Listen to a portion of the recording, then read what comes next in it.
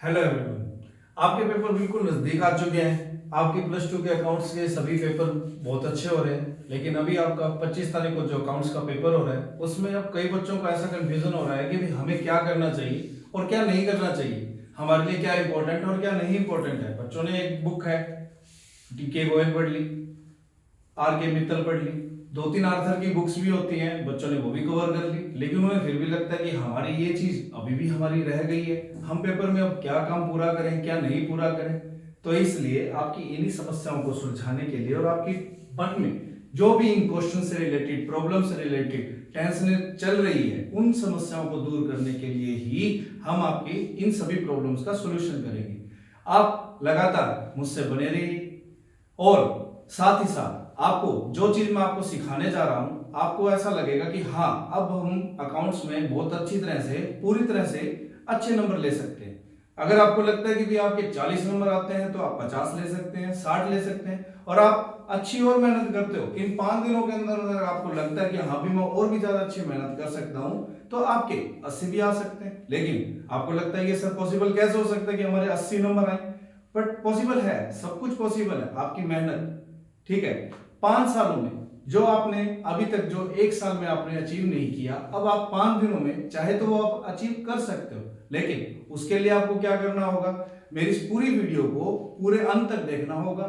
Last में जाके अपने फ्रेंड्स के साथ, जिन जिन को इन अकाउंट्स के टॉपिक्स में प्रॉब्लम्स आती हैं, उनकी टॉपिक्स को उनके साथ शेयर कीजिए, उनको बताइए, और साथ ही साथ उनकी भी हेल्प होगी कि उनको भी ये टॉपिक था वो कमजोर हो चुका है। तो आज मैं आपको पूरे अकाउंट्स के टॉपिक में से उठाकर एक आज मैं आपको अकाउंटिंग रेशो का टॉपिक के बारे में कुछ बताता हूं, जिसमें आपको ये लगेगा कि हाँ अकाउंटिंग रेशो तो हमें आते हैं, लेकिन कई बार बच्चों का क्या होता है कि थ्योरी पोर्शन वीक होता है, पार्ट भी है, उसको आपको भी पता है कि 20 नंबर का आता है, लेकिन अकाउंटिंग रेशो कितने नंबर का आता है, कहां से क्वेश्चन दे देता है, लेकिन इस वजह से आपको ये चीजें नहीं आ पाती। तो इसलिए आज मैं आपको इसके बारे में बताता हूं।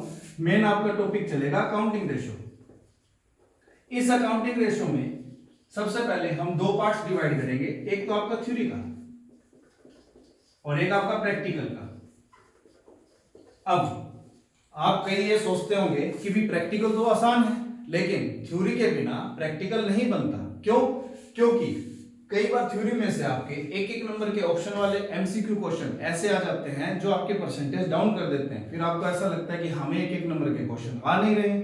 ठीक है, तो इस वजह से अब आपको हम क्या करना है, थ्योरी और प्रैक्टिकल को दोनों को साथ लेकर हर चैप्टर वाइज में कवर करते रहना है। इससे आपका यह बेनिफिट होगा कि जहां आपके 3 नंबर का जो चैप्टर है, अगर आपको लगता है कि मेरे 2 आएंगे, उसमें आप पूरे 3 कवर कर पाओगे। प्रैक्टिकल के अंदर आपको अच्छी तरह से पता है कि जो आपके रेशो होते हैं ये मेनली क्या होते हैं, 4 टाइप के डिवाइडेड होते हैं। एक तो आपका करंट रेशो होता है, करंट रेशो में सबसे पहले आपका लिक्विडिटी रेशो होता है, सेकंड आपका होता है सोल्वेंसी रेशो होता है,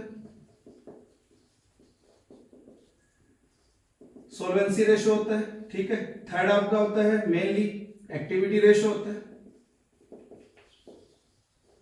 और लास्ट आपका होता है प्रॉफिटेबिलिटी रेशो। इन चारों के अंदर सबसे मोस्ट इंपोर्टेंट आपके लिए है activity ratio, profitability ratio.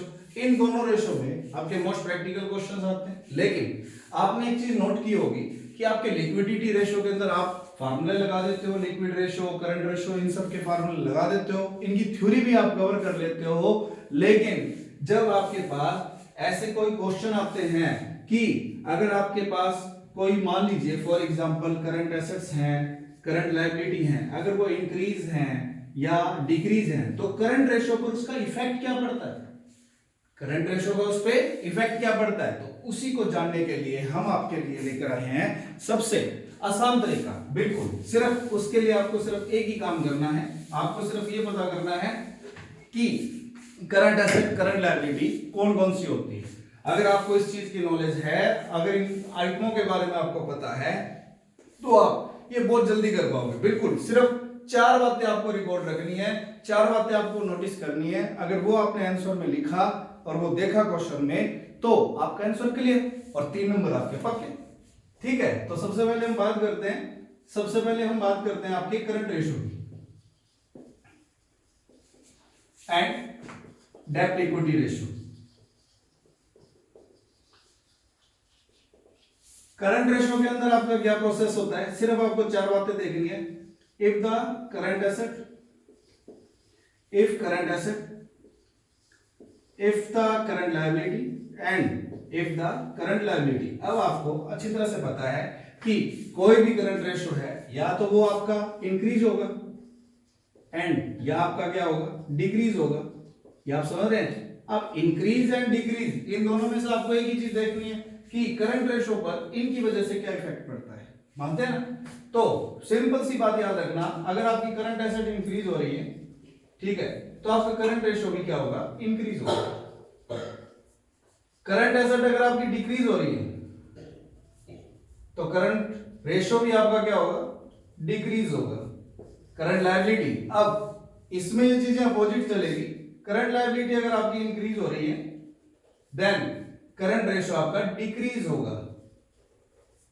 Current liability आपकी क्या होगी, डिक्रीज होगी, देन करंट रेशियो आपका इंक्रीज होगा। इसका रीजन होता है, सिर्फ आपको दो ही बातें नोटिस करनी है, प्रॉफिट या लॉस की, ठीक है। अगर आप ये देखिए करंट एसेट अगर आपकी बढ़ रही है, लायबिलिटी अगर आपकी घट रही है, तो आपको प्रॉफिट हुआ तो करंट रेशियो आपका क्या होगा, इंक्रीज होगा। ओके, लेकिन एक पांचवी बात तो है इसमें पांचवी बात के अंदर आप क्या नोटिस कर सकते हो कि अगर आपकी दोनों ही, एक नरेशन होती है उसके अंदर अगर दोनों ही नरेशन में आपको करंट एसेट दे दे या करंट लायबिलिटी दे दे तो आंसर नॉट एंटर, बिल्कुल सो सिंपल। अगर दोनों ही आपको, if both item same then answer is no change. अब मैंने आपको ये बोला कि बोथ आइटम सेम, तो अमाउंट्स की बात ही नहीं हो रही है, ठीक है। इसका एग्जांपल देख लीजिए। अब आपको ये कहते हैं cash collected, cash collected from debtor या ट्रेड रिसीवेबल, समझ रहे हैं। तो अब आप ये देखिए कैश और ट्रेड रिसीवेबल या डेटर दोनों क्या है, हमारी करंट एसेट है। करंट एसेट है तो आंसर क्या आएगा, नो चेंज। अब ये चाहे कुछ भी हो, आपको उससे कोई लेना देना नहीं।